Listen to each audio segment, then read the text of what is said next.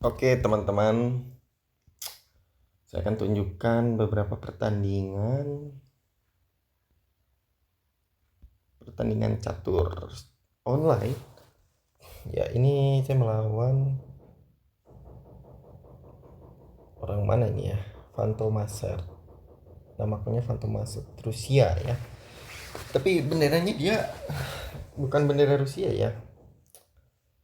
Kita lihat pertandingan yang sudah saya lakukan. Oke, kita mulai analisis manual.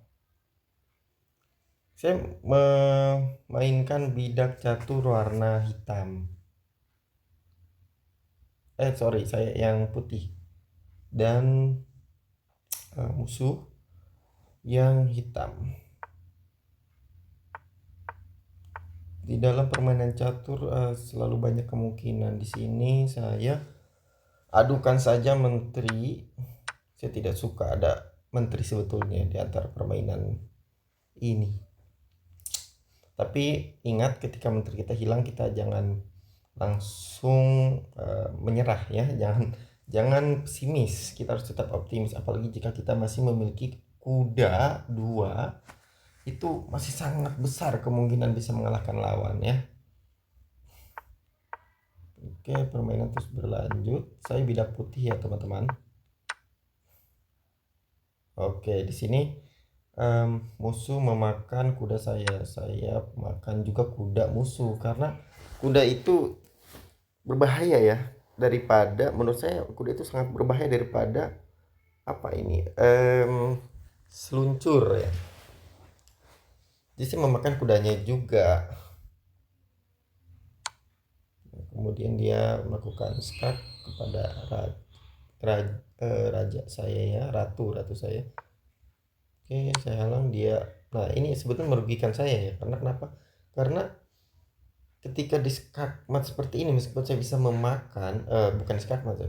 Ketika momen di skak seperti ini oleh seluncur di hadapan raja langsung, ini merugikan. Kenapa? Karena raja saya meskipun bisa memakan secara gratis seluncur hitam ini, raja saya tidak bisa, ratu saya tidak bisa melakukan yang namanya blokir ya. Tapi ya ini terpaksa saya makan. Oke, permainan terus berlanjut ya, saling memakan satu sama lain. Nah, musuh melakukan blokir. Ini menguntungkan bagi dia karena mengamankan ratunya. Tapi saya tidak menyerah begitu saja, karena di sini keadaan masih seimbang ya. Dua sebom, masih dengan dua sebom, saya juga memiliki dua sebom. Musuh memiliki kuda, saya juga memiliki kuda. Seluncur musuh memiliki, saya juga memiliki, hanya mungkin beda di jumlah pion ya. Tapi saya tidak menyerah, saya langsung terus melawan. Di sini bidak hitam terus melancarkan serangan. Ya, saya diskak, saya halangi. Oke, dia terus menyerang ya.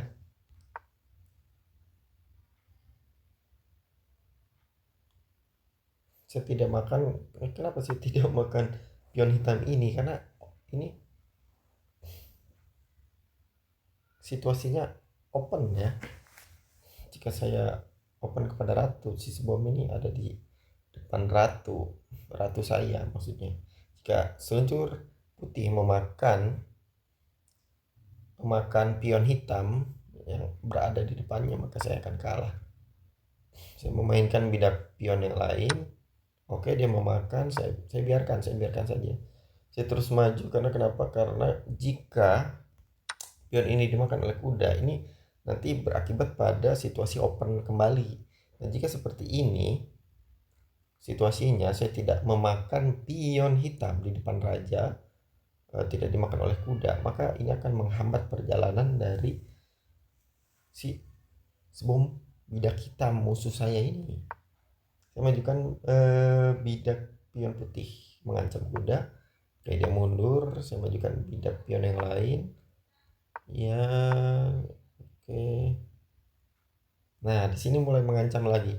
Musuh bidak hitam ini mulai mengancam. Dia menggeser seluncur hitamnya untuk memberikan backup kepada si bidak pion hitam di depan ratu saya. Oke, saya tidak habis akal, saya juga coba untuk mulai memberikan backup kepada kuda putih saya apabila dia memakan pion hitam musuh di depan ratu. Musuh menjalankan kuda. Saya memajukan pion putih. Apa yang akan dia lakukan? Ya, dia tidak memakannya. Saya juga tidak memakannya. Itu sengaja sebagai suatu strategi. Oke, nah di sini sebelum bidak hitam memberikan perlawanan untuk memaksa mengadu ya, memaksa diadukan, karena ya sebelum saya pun tidak bisa berbuat apapun ya, mundur dia tetap kena, maju tidak ada langkah untuk bersembunyi. Jika saya memakan pion itu rugi besar, jadi saya memakan sebelum melawan lagi ya. Sebelum diadukan saya makan, kemudian akhirnya saya makan pion hitam di depan itu ya, saya makan. Oke, dimakan lagi oleh musuh. Saya majukan kuda. Saya discard di sini. Saya selalu diserang ya. Saya selalu diserang dan statistik juga memperlihatkan bahwa bidak-bidak catur saya kalah secara kuantitatif. Tapi kita tidak boleh menyerah, kita harus terus melawan. Oke, raja saya majukan, saya diskak lagi, saya majukan lagi. Jangan jangan menjauh dari si pion hitam bidak musuh itu ya, si ratunya ini. Sorry, ratu. Nah, kudanya mundur ya, kita ancam sebelumnya.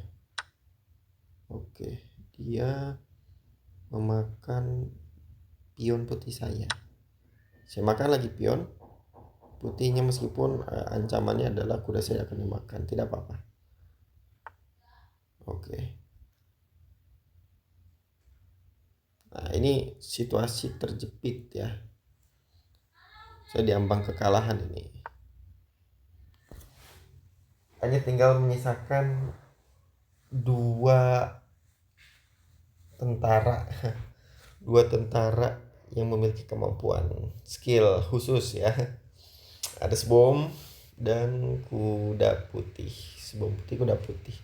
Tapi kuda sudah diambang kematian. Saya hanya tinggal memiliki satu sebom putih untuk mengancam. Ya, kuda hitam di backup oleh ratunya. Oke, saya membackup kuda saya. Kemudian ya dimakan oleh seluncur. Saya makan saja seluncurnya oleh sebom, meskipun nanti akan diadu oleh sebom hitam. Saya sudah mengkalkulasi hitungan langkah menuju pion musuh, pion hitam di bidak A7.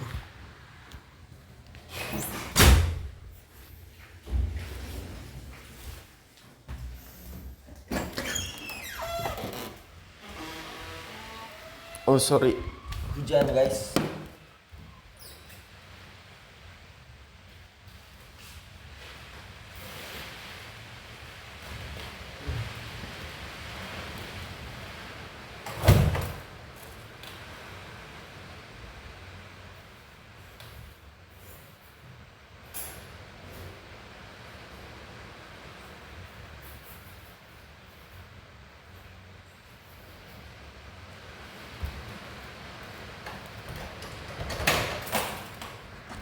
Ya sorry teman-teman,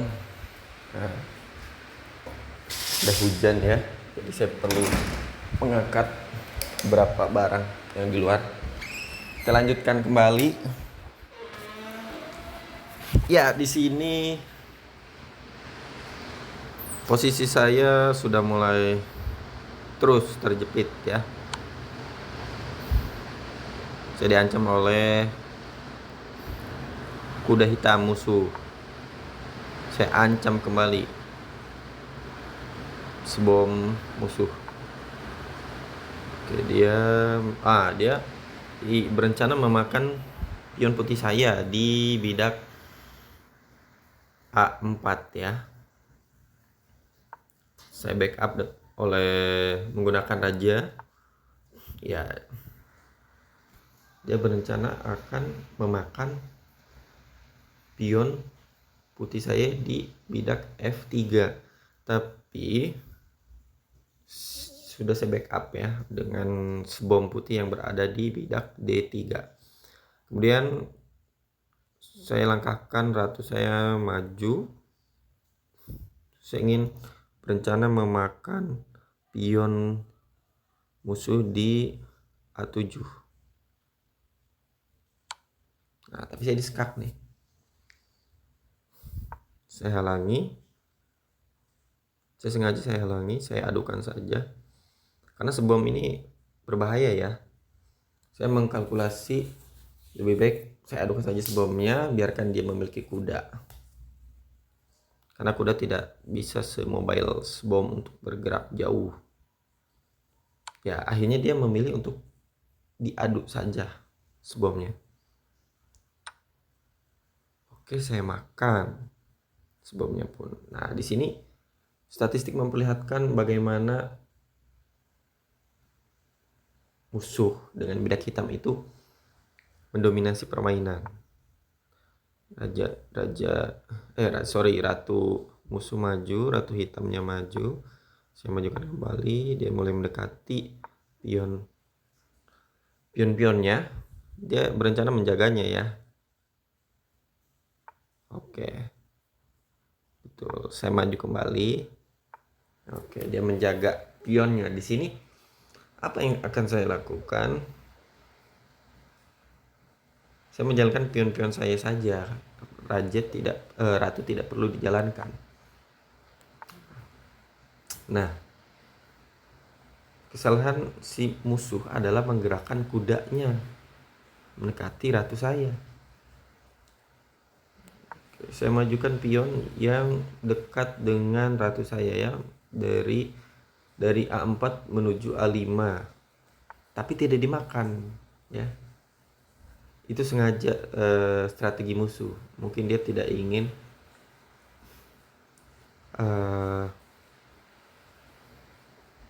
pion-pion hitamnya dihabiskan ya. Dia ingin menyekolahkan pionnya ke depan. Saya memajukan pion yang di bidak pion putih di bidak F4. Nah, kemudian ini justru tidak dimakan oleh kuda, tapi dimakan oleh pion. Ini salahnya dari musuh. Nah,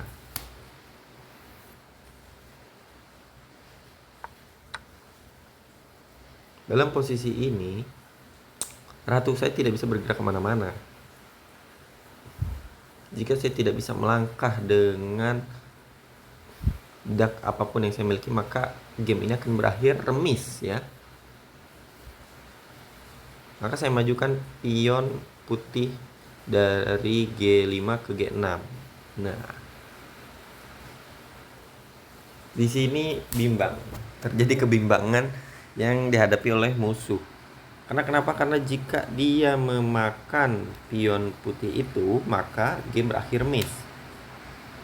Poin yang didapatkan itu setengah-setengah ya. 0,5, 0,5.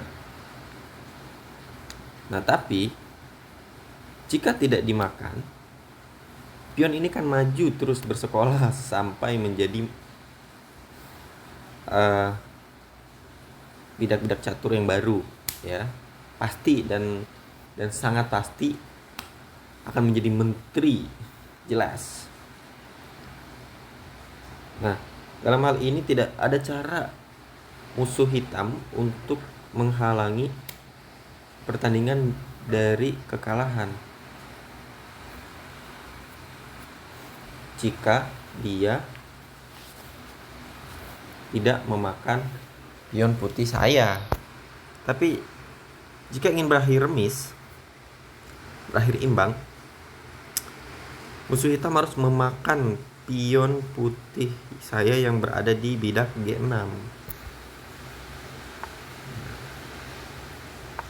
Musuh memilih maju mendekati, membackup pion hitamnya di F7 dan juga menghalau kemungkinan maju pion putih saya menjadi menteri. Nah, saya majukan lagi. Satu langkah lagi saya akan menjadikan pion putih saya berubah menjadi menteri. Di sini sudah selesai.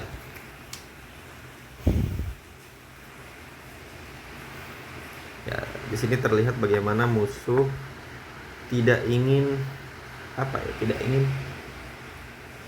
game berakhir imbang, tapi dia sudah tidak memiliki kesempatan apapun. Tidak ingin berakhir imbang. Padahal saya hanya butuh 2 langkah lagi untuk mencapai finish si pion putih. Seharusnya musuh mengkalkulasi ya, tapi dia mungkin salah langkah. Nah, karena ratu hitam butuh 3 langkah, bahkan 4 langkah untuk menghalau si bidak pion putih, jangan sampai dia finish. 4 langkah berbanding 2 langkah itu sangat tidak terkejar ya.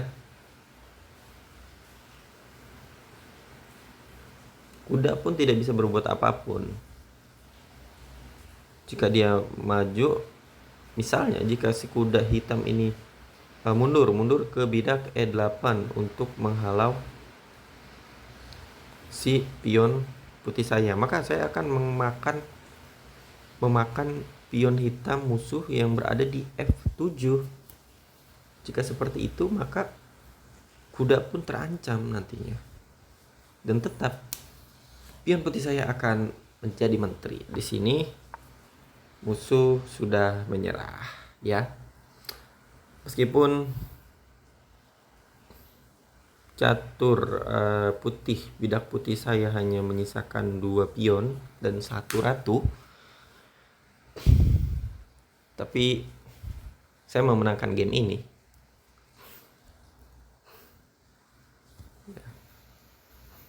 Karena musuh menyerah. Kesalahan musuh adalah ketika dia justru memakan bidak putih pion saya di F5 menggunakan pion hitam di G6. Seharusnya dia memakannya dengan kuda yang berada di D6. Jika dia memakan dengan kuda, ceritanya akan berbeda. Ya, kita jangan sampai salah langkah. Oke, mungkin itu saja. Terima kasih. Selamat bertanding untuk teman-teman catur di manapun berada.